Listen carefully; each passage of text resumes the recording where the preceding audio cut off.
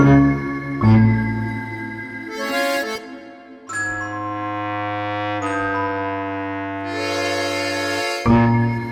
really do that. Then we have to have an extra photographer out with us, which we have sometimes.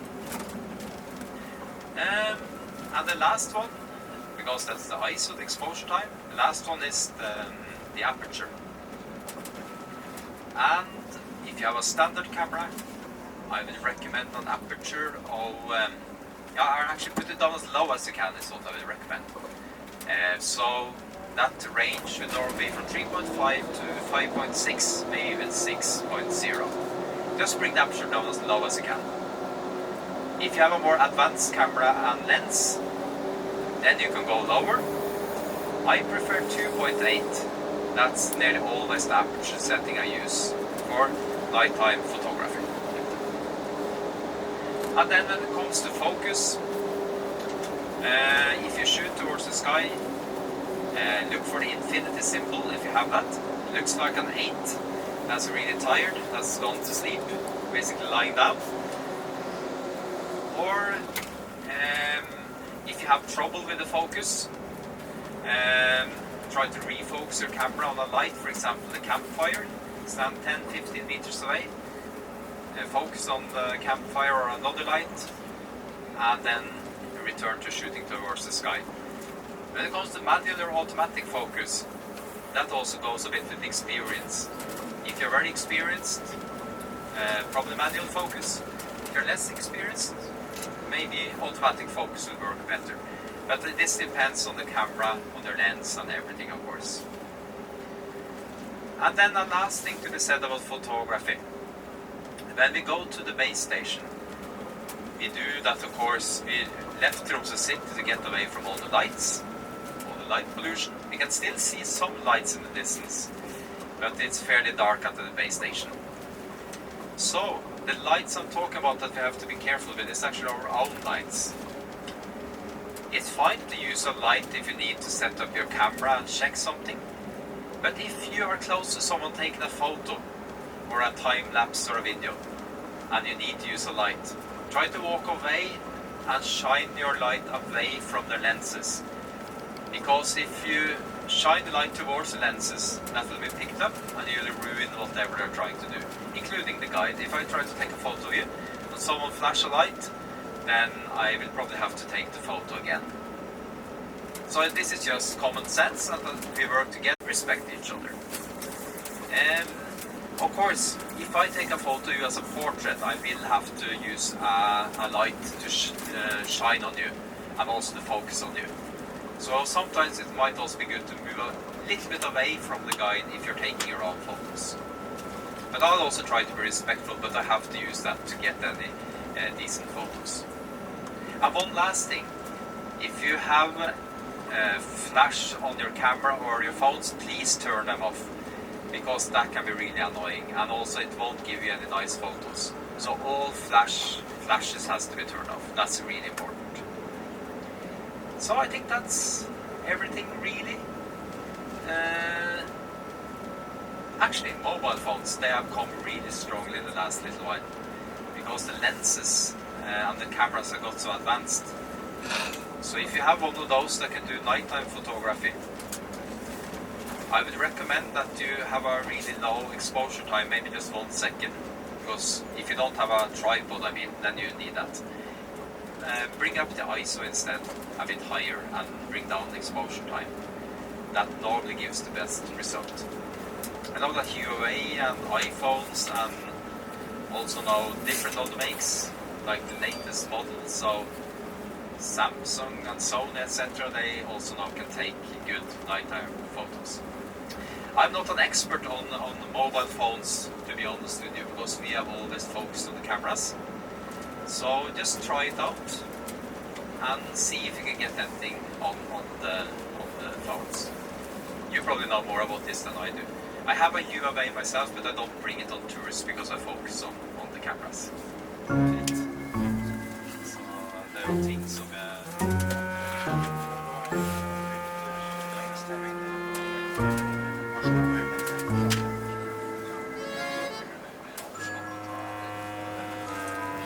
just drive into this.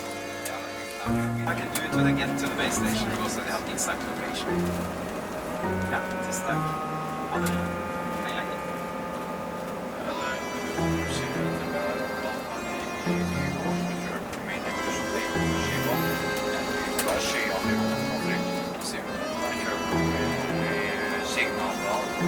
Kanskje sett bitte litt. Her var det jo bra gøy. Det er egentlig skummelt å si det her sammen. Har du klart deg inn av det? Nei, det var det jeg vet. Vi kommer til å se det samme før vi er i sammen. Jeg ser det kanskje. Jeg ser jo ikke mye kjempe nå. Ja, det er bra.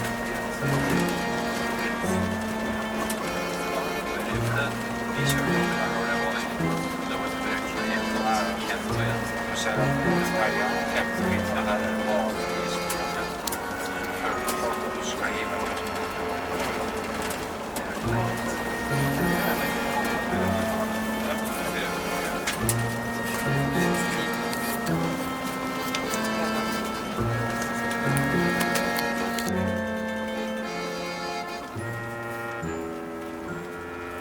Nei, sant, nå var det ikke så veldig tur igjen.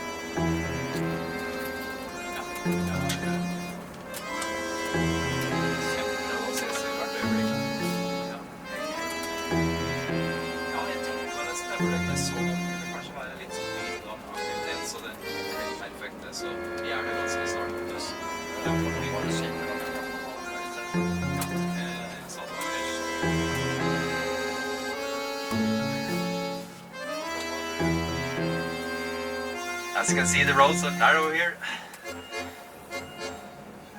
Normally, it's okay.